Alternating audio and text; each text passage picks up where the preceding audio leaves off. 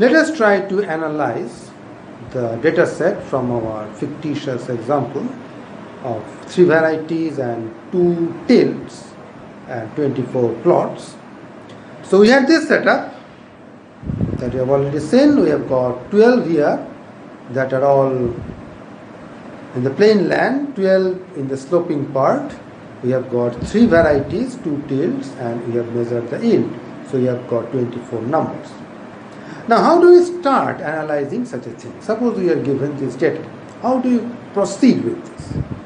Now we expect that if I control the tilt and I have the same variety, that is, if I take 2 plots, say for example this plot and that plot, both are in slope and I am shown variety 1, in that case we would expect that their yield should be more or less the same. The only variation will be because of random error. So if I take all these ones, all these 4 ones, or all these 4 ones, the average of these things will give me an idea about the effect of on yield of the variety 1 tilt, say plane combination.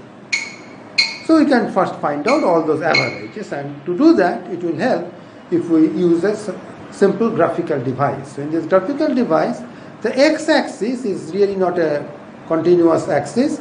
I am showing the 2 tilts, plane and slope. In the y-axis I am showing the average yield, and for each combination of variety and tilt I am going to plot the average yield as a single point. So to start with, I will consider all the things in plane, all the plane plots where I have shown variety 1.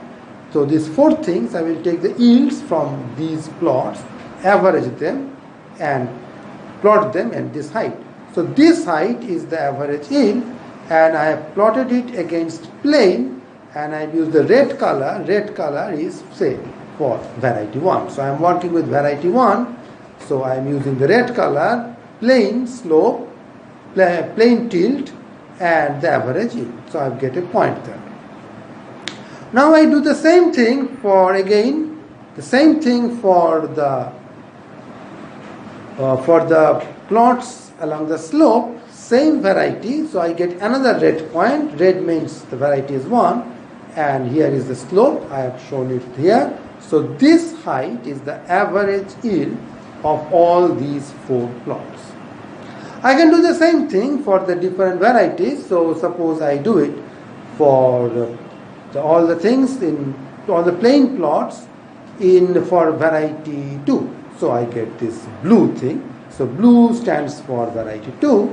And similarly, if I take all the 2's here on the slope, then I'll get another point, and that will be possibly somewhere here. And similarly, I will do it for variety 3, green dot, green dot. So I had got 6 combinations, variety cross tilt combination, and I have got 6 dots accordingly.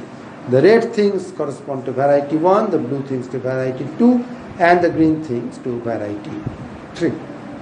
Now in this case, so this is based on the fictitious data, so the positions of the points could be completely different based on what type of data I have. But suppose for my fictitious data set, you get this particular thing.